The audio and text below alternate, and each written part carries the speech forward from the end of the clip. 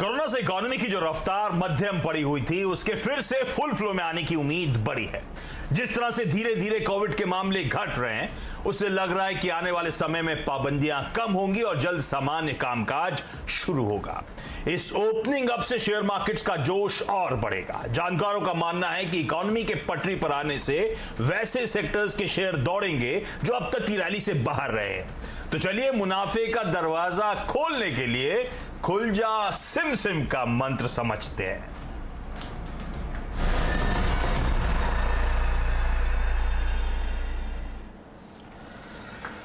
तो आपने नोटिस करा होगा कोरोना के आंकड़ों में डे ऑन डे हम रिलीफ आता हुआ देख रहे हैं। ये कंट्रोल में वेव 2 पैंडेमिक की कुछ हद तक ग्रिप में आती हुई नजर आ रही है।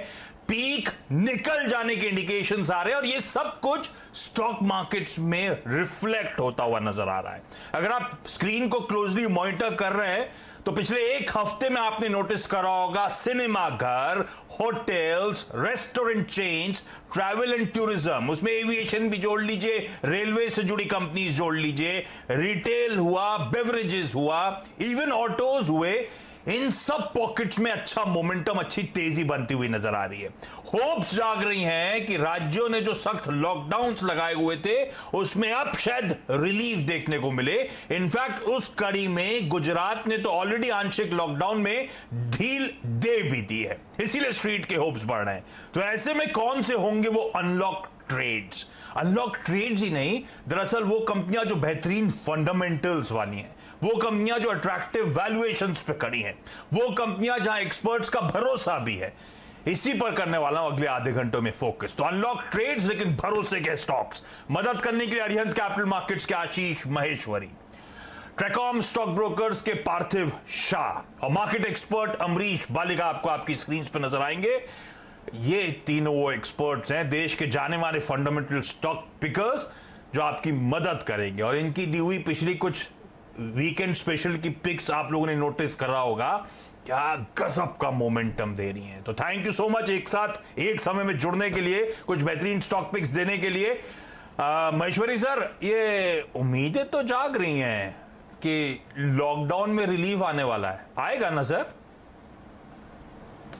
बिल्कुल, जैसा नंबर हमें एक सिग्निफिकेंट रिडक्शन देखने को मिला है और ये ऐसा उम्मीद की जा रही है कि सेकंड जो वेव है वो पीक आउट अब हो चुका है।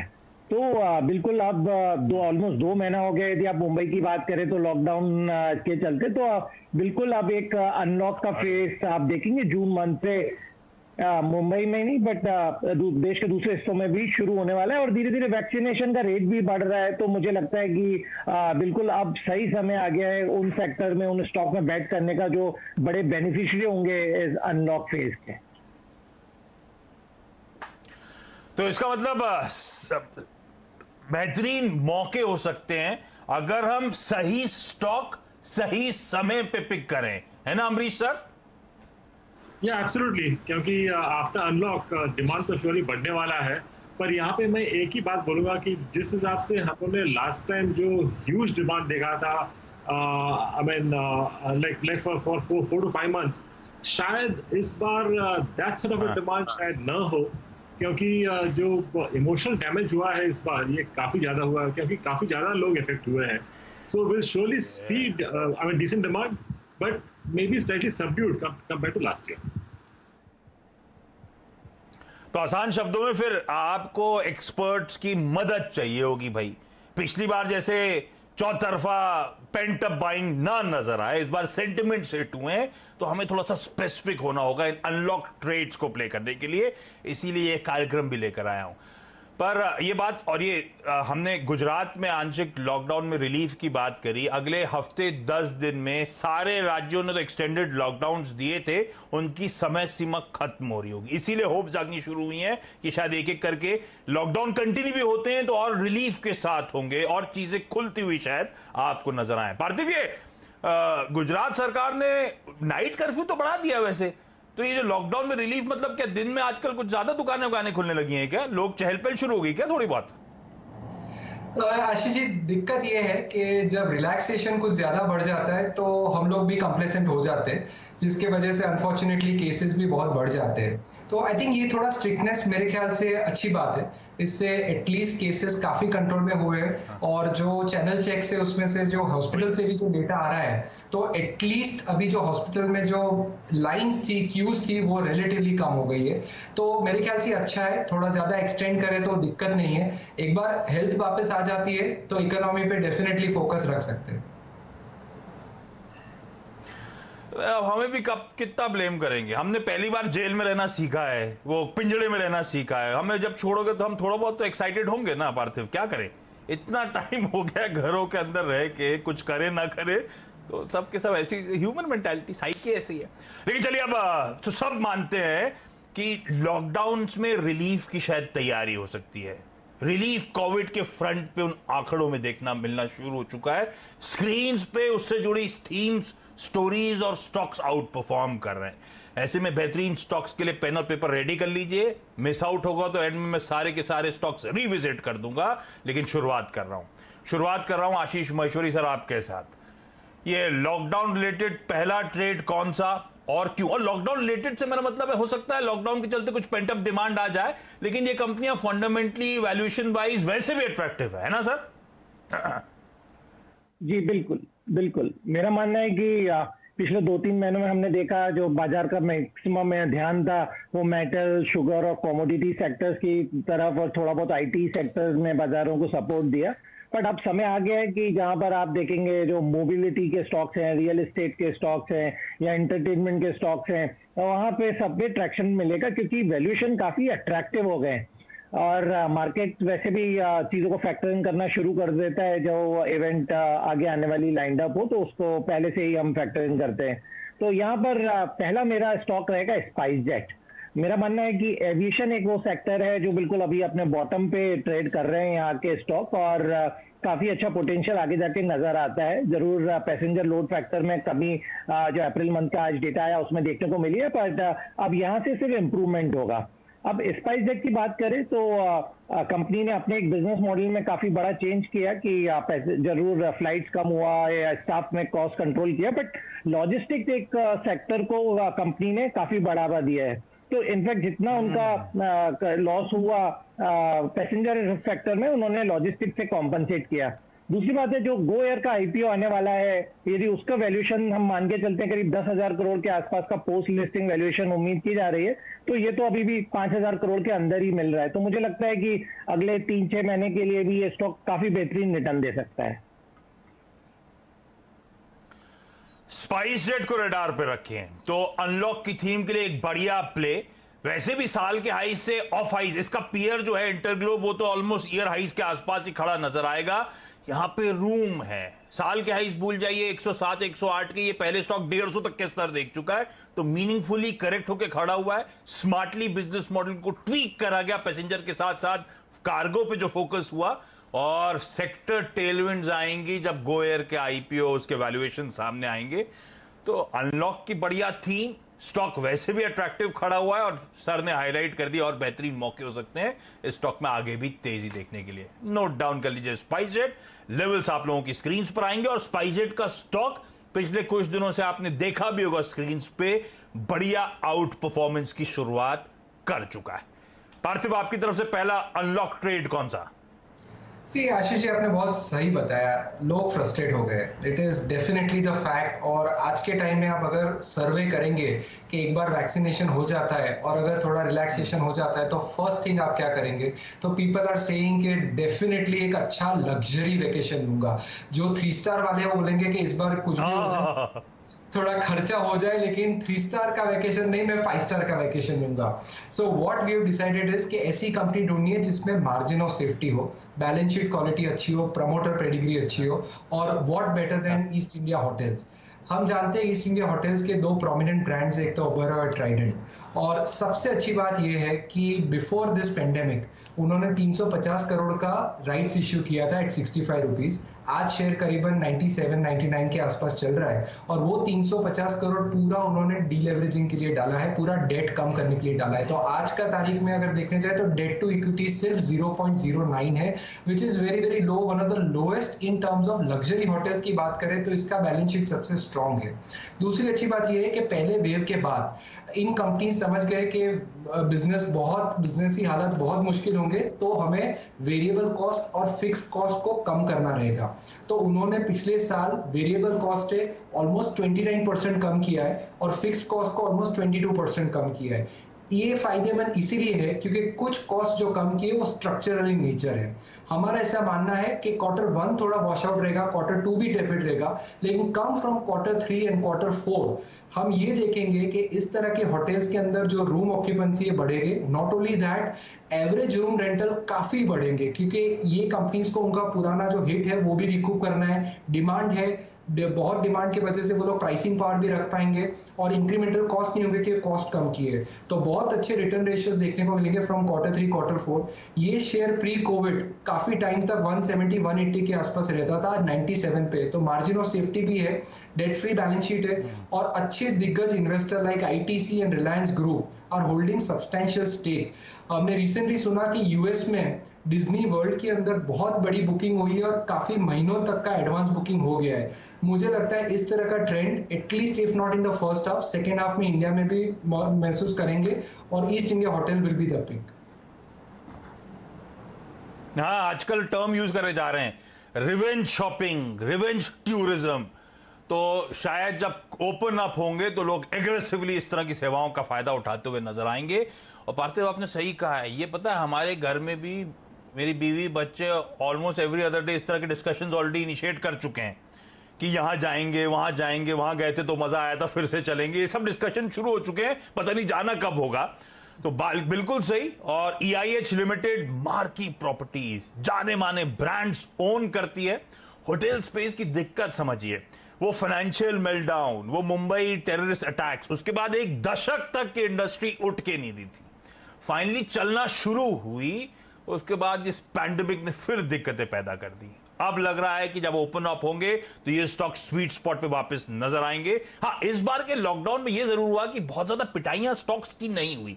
होप ट्रेड अभी भी जिंदा है, बहुत मीनिंगफुली करेक्ट नहीं हुए। पिछली बार मुझे याद है सब के सब मल्टीप्लेक्सेस से लेकर ये सारे स्टॉक्स बहुत मैसिवली करेक्ट हुए थे। इस समय इनमें बहुत ज्यादा मीनिंगफुल करेक्शन नहीं आया और अब चलने की तैयारी कर रहे हैं स्टॉक्स। EIH लिमिटेड आपके लिए दूसरा स्टॉक हो गया। और अमरीश सर आजकल अपनी स्टॉक पिकिंग के लिए जाने जा रहे हैं। अमरीश सर कोई नया सॉफ्टवेयर खरीद लिया है क्या? नहीं, सेम ओल्ड सॉफ्टवेयर है और आजकल ज्यादा टाइम मिलता है क्योंकि मिलना जुलना तो होता नहीं है उतना, तो टाइम ज्यादा मिलता है। अच्छा, पहला आज का अनलॉक ट्रेड अमरीश सर कौन सा है? मेरा पहला स्टॉक है एक्साइड, क्योंकि हर गाड़ी में बैटरी लगता है और व्हीकल बैटरी का जो लाइफ स्पैन है करीब 3 या 4 साल का होता है और ये जो व्हीकल का लाइफ साइकिल है उसमें 3-4 बार चेंज होता है। बैटरीज यूज हो ना हो, बैटरीज डिटोरेट होते रहते हैं। सो एवरी मंथ काफी डिमांड आता है रिप्लेसमेंट मार्केट में, पर लास्ट 2 महीने में तो बिकॉज ऑफ लॉकडाउन ये डिमांड सफर किया है। तो अभी ओपनिंग अप पे शायद काफी डिमांड आएगा फॉर रिप्लेसमेंट बैटरी, क्योंकि गाड़ी तो चलानी है।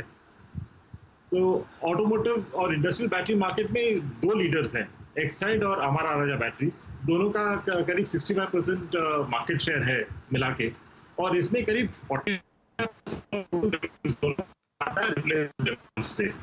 और रास्ते पे करीब 30 करोड़ व्हीकल्स हैं, 2 व्हीलर, 3 व्हीलर्स, पैसेंजर कार्स और HCV, LCV सब मिला के। तो रिप्लेसमेंट मार्केट तो बढ़ने का ही है। पर इसमें मैं एक्साइड ही क्यों चुन रहा हूँ, क्योंकि हमारे बैटरीज को क्लोजर नोटिस आया था पोल्यूशन कंट्रोल बोर्ड से। अभी at least up to June and उनको रिप्लाई मिला है from honourable high court of Andhra Pradesh. पर ये जो इश्यू चल रहा है उनका with the government, I think इसका एडवर्स इफेक्ट तो शायद it will like remain slightly longer.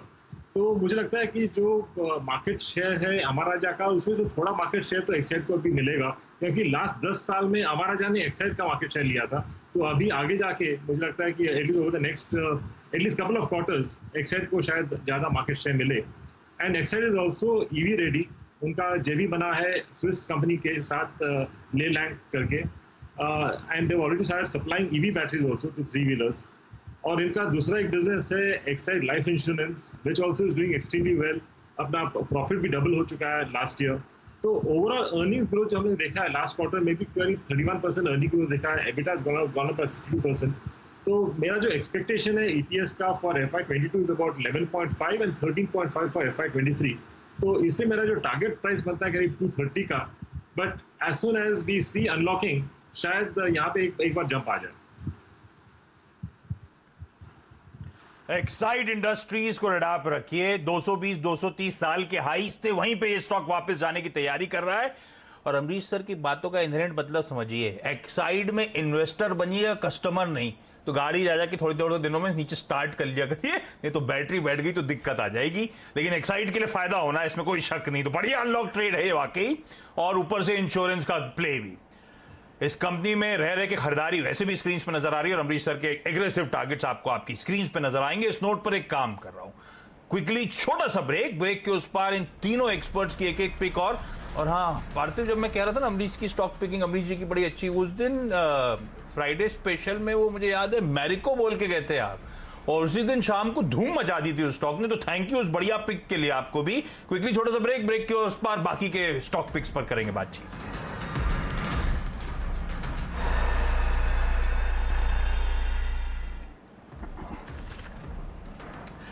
Break के बाद आपका स्वागत है. तो हम लोग अनलॉक की उम्मीद में सब बैठे हुए हैं. शेयर मार्केट उसी डेवलपमेंट पर रिएक्ट भी करता हुआ रह के आपको नजर आ रहा है. कई सारे स्टॉक्स, कई सारे सेक्टर्स उसी थीम से आउट परफॉर्म कर रहे हैं.